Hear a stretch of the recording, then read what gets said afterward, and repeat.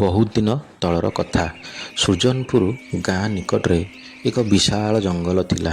କାହିଁ କେଉଁ କାଳରୁ ବହୁତ ବନ୍ୟଜନ୍ତୁ ସେହି ଜଙ୍ଗଲରେ ବସବାସ କରୁଥିଲେ।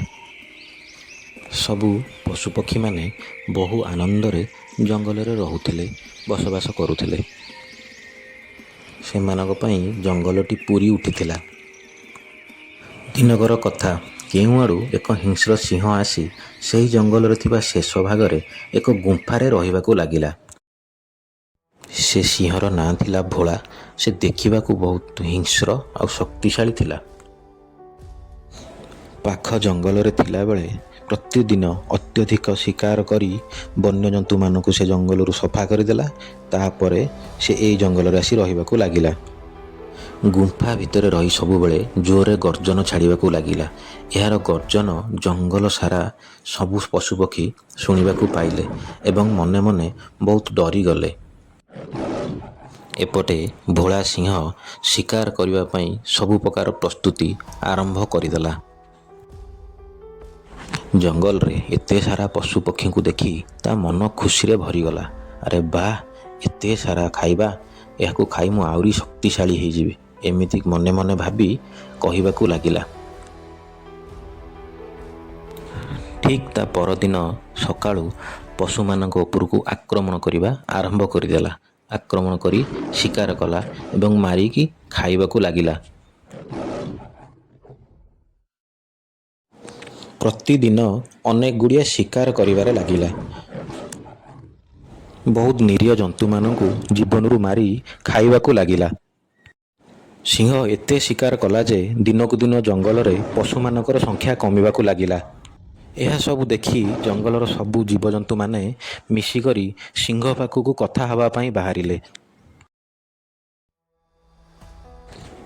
ସର୍ବେ ପ୍ରଥମେ ବିଲୁଆ କହିବାକୁ ଲାଗିଲା, ମହାରାଜ, ଆପଣ ପ୍ରତିଦିନ ଯେଉଁଭଳି ଭାବେ ଶିକାର କରୁଛନ୍ତି, ଆମ ସଂଖ୍ୟା ବହୁତ କମିଗଲାଣି। ନିରୀହ ଜନ୍ତୁଗୁଡ଼େ ମରି ଛଟପଟ ହେଉଛନ୍ତି। ଏମିତି ଲାଗି ରହିଲେ ଜଙ୍ଗଲର ସବୁ ଜୀବଜଗତ ଲୋପ ପାଇଯିବେ।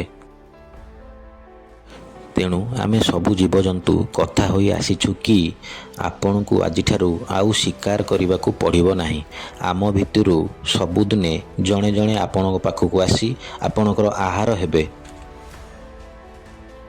ଏହା ଶୁଣି ସିଂହ ବହୁତ ଜୋରରେ ଗର୍ଜନ କଲା ଏବଂ ବିଲୁଆକୁ ଗାଳି ଦେଲା। ଆରେ ମିଛୁଆ ବିଲୁଆ, ଆହାର ପୁଣି କେବେ ଆସି ଆପେ ଆପେ ପାଖରେ ପହଞ୍ଚିଲାଣି? ତୁ ମୋତେ ଠକୁଛୁ। ବିଲୁଆ କହିବାକୁ ଲାଗିଲା, ଆପଣ ହେଉଛନ୍ତି ଜଙ୍ଗଲର ରାଜା। ଆପଣଙ୍କୁ କ'ଣ ମୁଁ ଠକି ପାରିବି? କାଲିଠାରୁ ଆମ ଭିତରୁ ଜଣେ ଜଣେ ଆସି ଆପଣଙ୍କର ଭୋଜନ ହେବେ। ଏହାର ଠିକ୍ ପରଦିନଠାରୁ ଜଣେ ଜଣେ ପଶୁ ସିଂହ ପାଖକୁ ଆସନ୍ତି। ସିଂହ ତାଙ୍କୁ ମହା ଆନନ୍ଦରେ ମାରି ଖାଏ। ଏମିତି କିଛି ଦିନ ଗଲା ପରେ ପଶୁମାନଙ୍କ ସଂଖ୍ୟା କମି କମି ଆସିଲା। ବଡ଼ ବଡ଼ ଜୀବମାନଙ୍କ ପରେ ଶେଷରେ ଛୋଟ ଛୋଟ ଜୀବମାନଙ୍କର ପାଳି ପଡ଼ିଲା। ଶେଷରେ ଠେକୁଆ ପାଳି ପଡ଼ିଲା। ବିଚରା ଠେକୁଆ କ'ଣ କରିବ କିଛି ଭାବି ପାରୁନଥାଏ। ଶେଷରେ ତାକୁ ଏ ଦିନ ଦେଖିବାକୁ ପଡ଼ିବ ବୋଲି ସେ କେବେ ବି ଭାବି ନଥିଲା। ଏଣେ ଏଇସବୁ କଥା ଭାବି ଏଣେ ତେଣେ ଦୌଡ଼ିବାକୁ ଲାଗିଲା। ଝାଡ଼ି ପାଖରେ ବସି ଆରାମ କଲା। ଜାଣି ଜାଣି ବିଳମ୍ବ କରାଇଲା। ସିଂହକୁ ପାନେ ଦବ ବୋଲି ମନେ ମନେ ବସି ଭାବିଲା। ଏମିତି ଜଙ୍ଗଲ ସାରା ଏଣେ ତେଣେ ଘୁରି ବୁଲିଲା। ମନ ଇଚ୍ଛା ବୁଲିଲା, ବସିଲା। ବହୁତ ବିଳମ୍ବରେ ଯାଇ ସେ ସିଂହ ପାଖରେ ପହଞ୍ଚିଲା। ଏପଟେ ସିଂହଟି ଅତ୍ୟଧିକ ରାଗିଯାଇ ଗୁମ୍ଫା ଚାରିପଟ ଖାଲି ଏଣେ ତେଣେ ଘୁରିବାକୁ ଲାଗିଲା। ରାଗରେ ଖାଲି ଗର୍ଜନ ଛାଡ଼ୁଥାଏ। ମନେ ମନେ ଭାବୁଥାଏ, ଆଜି ବୋଧେ କେହି ଶିକାର ଆସିବେ ନାହିଁ। ଏ ବିଲୁଆଟା ମୋତେ ଠକିଦେଲା ଆଉ। ଏହି କଥା ଭାବିବା ସମୟରେ ଦୂରରୁ ଦେଖିଲା ଗୋଟେ ଛୋଟ ଠେକୁଆଟି ଧୀରେ ଧୀରେ ଡେଇଁ ଡେଇଁ ତା ପାଖକୁ ଆସୁଛି। ଠେକୁଆକୁ ଦେଖି ସିଂହ ଗର୍ଜନ କରି କହିଲା, କିରେ, ଏତେ ବିଳମ୍ବ କଲୁ? ମୋତେ ଏପଟରେ ବହୁତ ଜୋରରେ ଭୋକ କଲାଣି।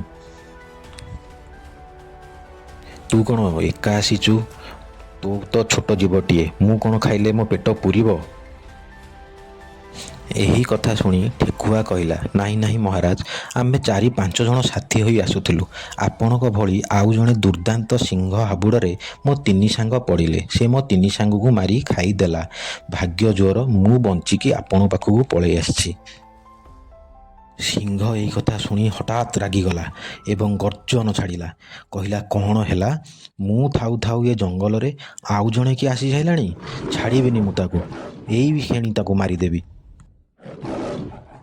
ସିଂହ ପାଖରୁ ଏଇ କଥା ଶୁଣିସାରି ଠେକୁଆ କହିଲା, ଆସନ୍ତୁ ମହାରାଜ, ମୁଁ ଆପଣଙ୍କୁ ନେଇଯିବି। ସେ କେଉଁଠାରେ ଅଛି ଠେକୁଆଟି ବଡ଼ ଚତୁରତା ସହ ଏତିକି କଥା ହୋଇ ଦୁହେଁ ସିଂହ ଓ ଠେକୁଆ ବାହାରି ପଡ଼ିଲେ ଆଉ ଗୋଟିଏ ସିଂହକୁ ଦେଖିବା ପାଇଁ।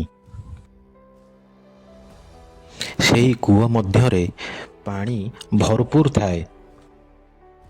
କୂଅ ପାଖରେ ପହଞ୍ଚି ସାରିଲା ପରେ ସିଂହ ଗର୍ଜନ କଲା। ଠେକୁଆକୁ କହିଲା, ଆରେ ଏଇଠି କ'ଣ ଅଟକି ଗଲୁ? କୁଆଡ଼େ ଗଲା ସେ ମୂର୍ଖ? ଏବେ ମୁଁ ତାକୁ ମାରିଦେବି। ଠେକୁଆଟି କହିଲା, ମହାରାଜ, ସିଏ ଆଉ କେଉଁଠି ନାହିଁ, ଏଇ କୂଅ ଭିତରେ ହିଁ ଅଛି। ଠେକୁଆ ପାଖରୁ ଏଇ କଥା ଶୁଣି ସିଂହ ଜୋରରେ ଗର୍ଜନ ଛାଡ଼ିବାକୁ ଲାଗିଲା। ସିଂହର ଗର୍ଜନ କୂଅ ମଧ୍ୟକୁ ଯାଇ ପ୍ରତିଧ୍ୱନି ହୋଇ ପୁଣି ବାହାରକୁ ଫେରି ଆସୁଥାଏ।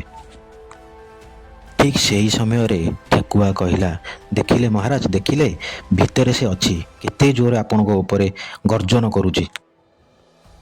ଠେକୁଆ କଥା ଶୁଣି ସିଂହଟି ଆହୁରି ରାଗିଗଲା। ରାଗିକିରି ଗର୍ଜନ କଲା। ଗର୍ଜନ କରି ଯେତେବେଳେ କୂଅ ଭିତରକୁ ଚାହିଁଲା, ତାର ପ୍ରତିଛବି କୂଅର ପାଣିରେ ଦେଖିବାକୁ ପାଇଲା ଏବଂ ସିଂହ ଭାବିଲା, ହଁ, ଏ ଭିତରେ ଆଉ ଗୋଟିଏ ସିଂହ ଅଛି। ଭୋଳା ସିଂହ ଅତ୍ୟନ୍ତ ରାଗିଯାଇ ଗର୍ଜନ କରି ଶେଷରେ ସେ କୂଅ ଭିତରକୁ ଡେଇଁ ପଡ଼ିଲା, କୂଅ ଭିତରେ ଥିବା ସିଂହ ସାଙ୍ଗରେ ଯୁଦ୍ଧ କରିବା ପାଇଁ। ମୂର୍ଖ ଭୋଳା ସିଂହ ଯେମିତି କୂଅ ଭିତରକୁ ଡେଇଁଛି, କୂଅର ବହୁତ ପାଣି ଥିଲା। ପାଣି ଭିତରେ ସିଂହ ଛଟ ଛଟ ହେଲା, ଗର୍ଜନ ଛାଡ଼ିଲା। କିଛି ସମୟ ପରେ ପାଣିରେ ଅଣନିଶ୍ୱାସ ହୋଇ ବୁଡ଼ିକି ମରିଗଲା। ଏପଟେ ଠେକୁଆ ଏଇସବୁ ଜିନିଷ ଦେଖି ସାରିଲା ପରେ ଯେମିତି ଜାଣିଲା ସିଂହର ମୃତ୍ୟୁ ହେଲା, ଖୁସିରେ ଡେଇଁବାକୁ ଲାଗିଲା ଏବଂ ଜଙ୍ଗଲରେ ଯାଇ ସମସ୍ତଙ୍କୁ ଏଇ କଥା କହିଲା। ସେବେଠାରୁ ଜଙ୍ଗଲରେ ଠେକୁଆକୁ ସମସ୍ତେ ଭଲ ପାଇଲେ। ଠେକୁଆର ଏହି ସାହସ ପଦକ୍ଷେପ ପାଇଁ ସମସ୍ତେ ତାକୁ ପ୍ରଶଂସା କଲେ। ଏହି ଗପରୁ ଗୋଟିଏ କଥା ଶିକ୍ଷା ମିଳିଲା ସାଙ୍ଗମାନେ, ଶରୀରର ଶକ୍ତି ଠାରୁ ବୁଦ୍ଧିର ଶକ୍ତି ବହୁତ ଅଧିକା। ନହେଲେ